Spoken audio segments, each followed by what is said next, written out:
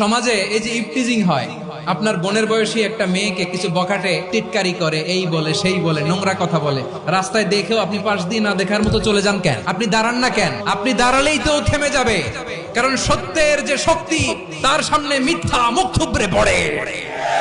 আপনার সামনে ও কিছুই না, নাথিং।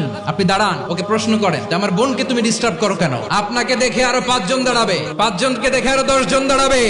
আমাদের নীরবতা আর আমাদের নিশ্চুপ থাকাই জালিমদেরকে আরো শক্তিশালী জালিম বানিয়েছে। টেন্ডারবাজি, চাঁদাবাজি, দুর্নীতি, অপরাধ, দখলদারিত্ব, মজুদদারি, এগুলো সবকিছু একসাথে প্রতিরোধ করতে হবে, ঠিক কিনা বলেন?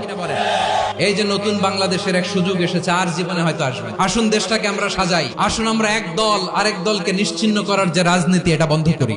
সব দলের প্রতি আমার আহ্বান, আল্লাহর শপথ নিয়ে বলি, এই নাসিহাত গুলো সবার জন্য, সব দলের জন্য, সব মতের মানুষের জন্য। আমরা কোনো দলের প্রতি মানুষকে ডাকি না, আমরা ডাকি ইসলামের দিকে।